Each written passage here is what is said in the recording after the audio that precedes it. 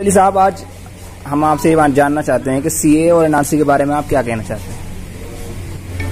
जो यहाँ मुस्लिम समाज है उसको आपने अलग कर दिया कि भाई सिख को देंगे, क्रिश्चियन को देंगे, बौद्ध को देंगे, हिंदू को देंगे, मुस्लिम को नहीं देंगे। ये सरासर गलत है।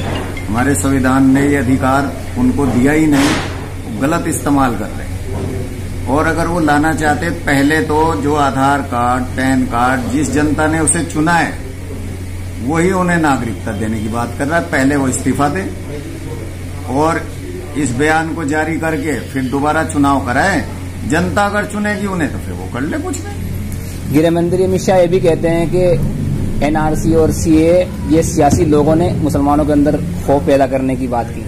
नहीं, ये खौफ पैदा वो खुद कर रहे हैं। इसमें किसी राजनीतिक दल का कोई खौफ पैदा करने वाली बात नहीं। उन्होंने खुद ने ये बयान जारी किया है। हिंदू मुस्लिम का बयान जारी किसी विपक्ष ने तो किया नहीं।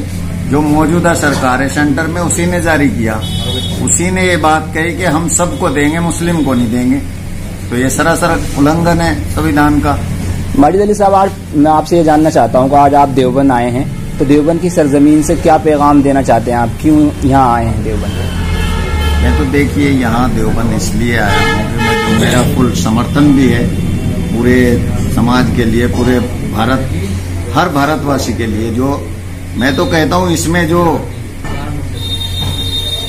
गैर मुस्लिम है उनको भी इसमें बढ़ चढ़ के हिस्सा लेना चाहिए कि ये गलत हो रहा है जो भी हो रहा है। पिछले 5 रोज से देवबंद की औरतें धरना प्रदर्शन कर रही हैं, क्या आप उसको समर्थन करते हैं? बिल्कुल समर्थन करता हूँ।